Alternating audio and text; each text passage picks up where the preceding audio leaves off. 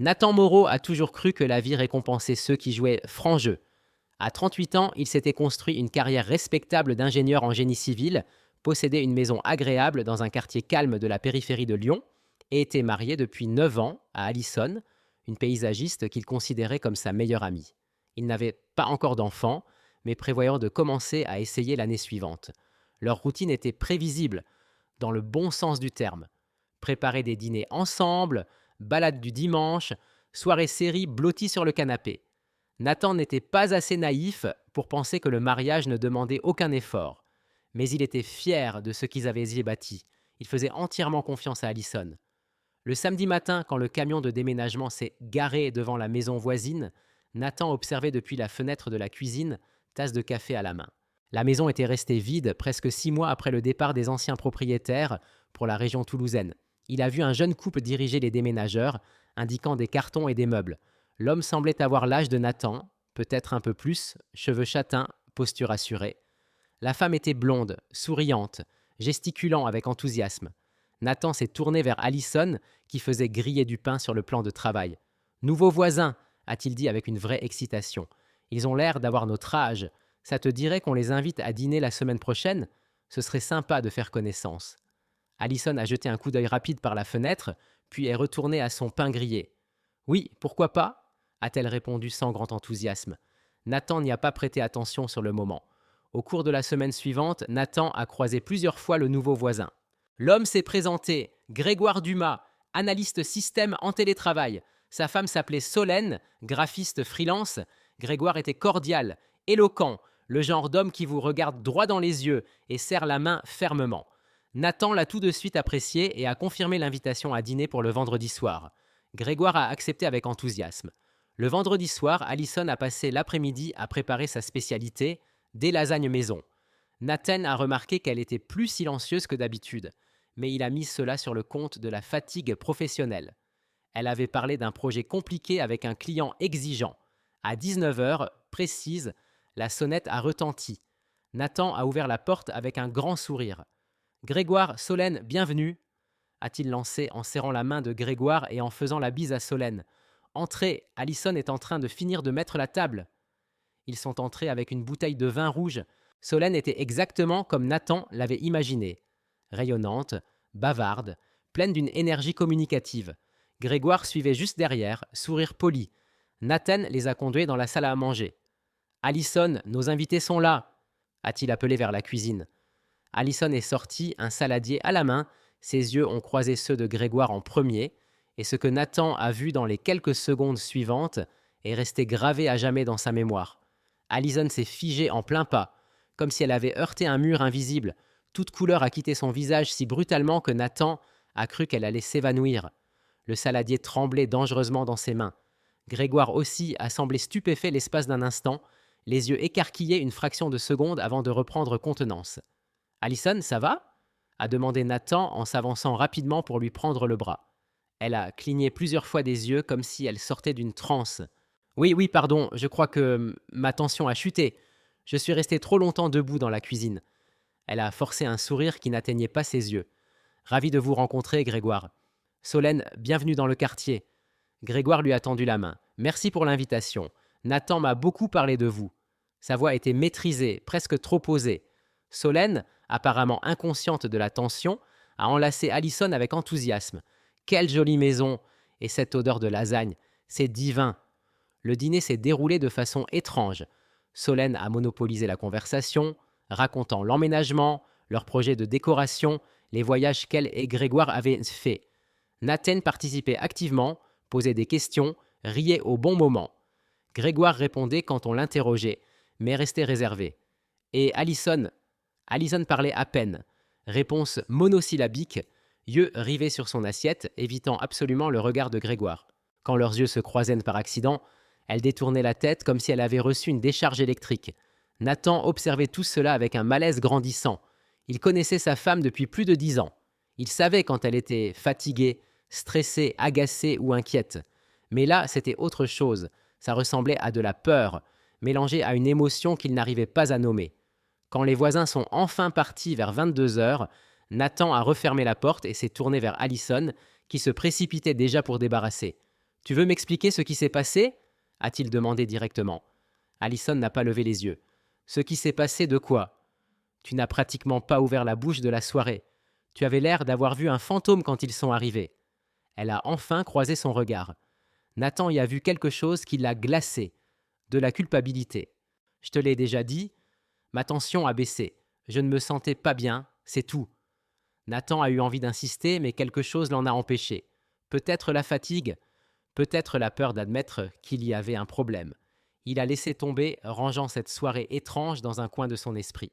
Dans les semaines qui ont suivi, Nathan a remarqué un changement curieux dans le comportement d'Allison. Elle, qui avait toujours aimé rester à la maison, lire le soir ou s'occuper du jardin, passait désormais des heures chez les voisins. D'abord, c'était pour aider Solène avec la décoration. Ensuite, c'était des projets d'aménagement paysager que Solène voulait faire dans leur jardin. Très vite, cela est devenu une routine.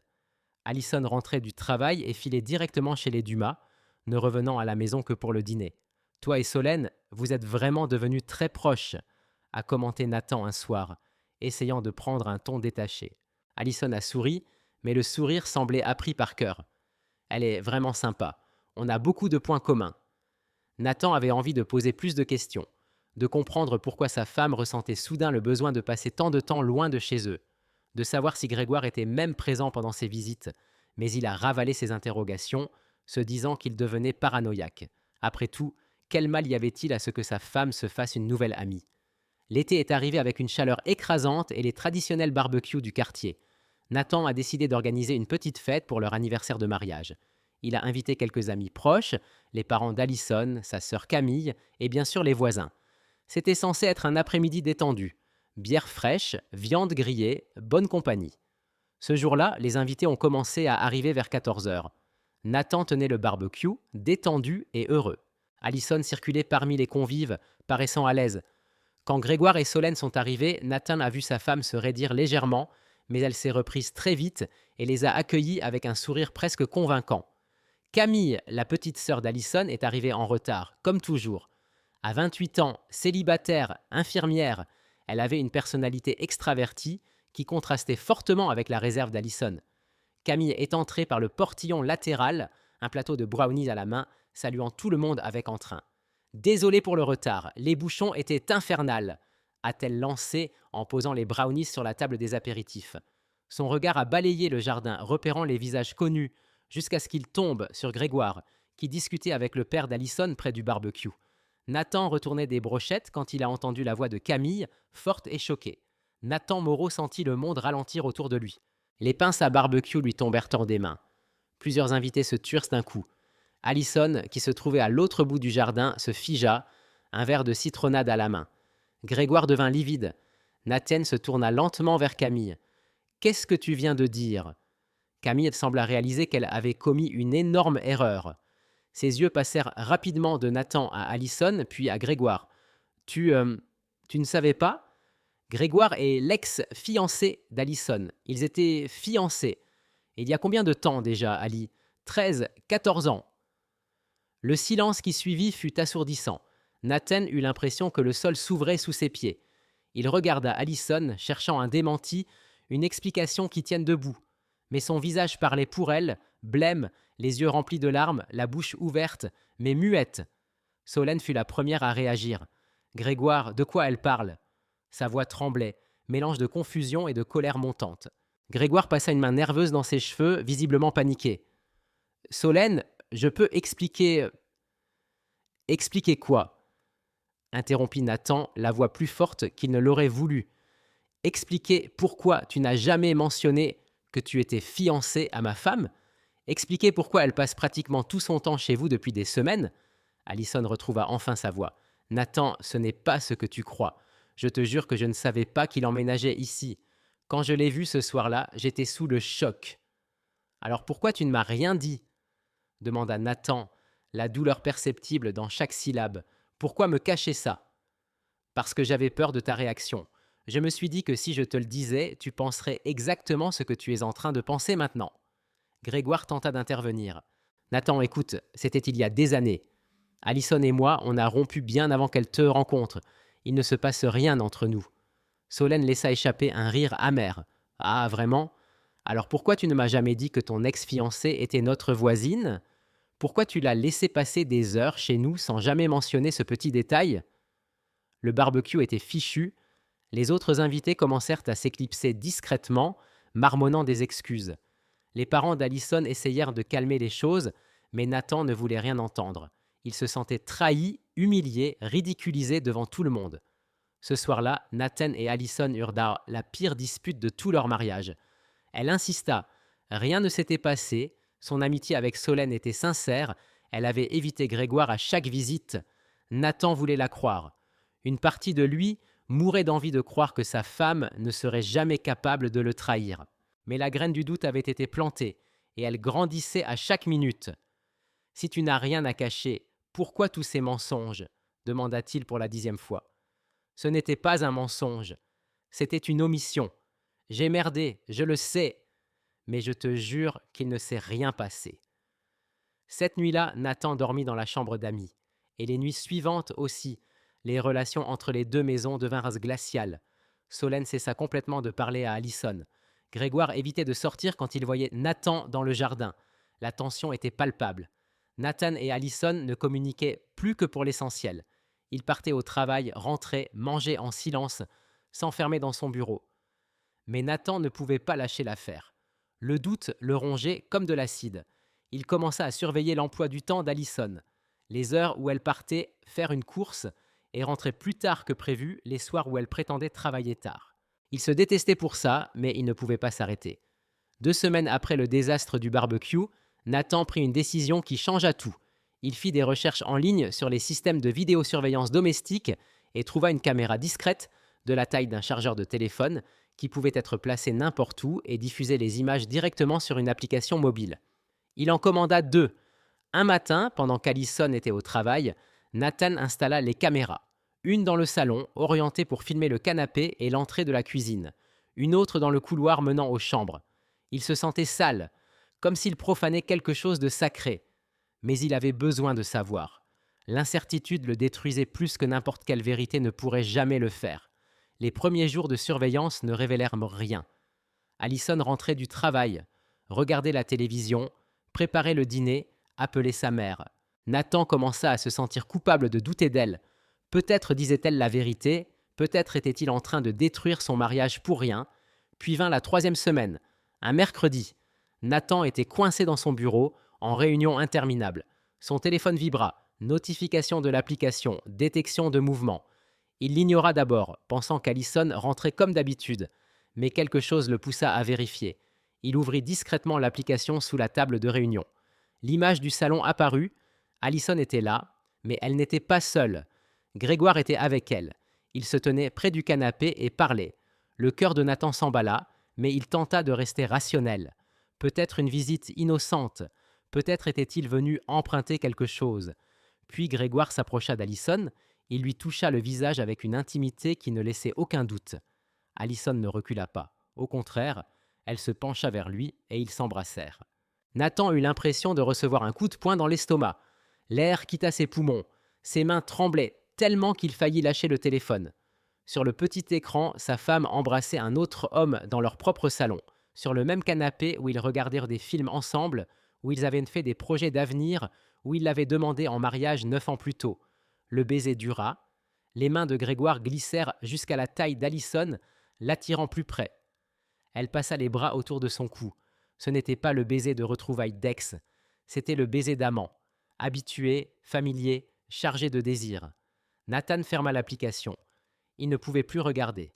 Il s'excusa auprès de ses collègues, prétextant une urgence familiale, ce qui techniquement n'était pas un mensonge. Il rentra chez lui comme un automate, son esprit repassant en boucle ce qu'il venait de voir. Toutes les excuses d'Allison, tous ses serments d'innocence, toutes ses larmes pour qu'il lui fasse confiance, des mensonges. Nathan Moreau rentra chez lui, mais la maison était vide.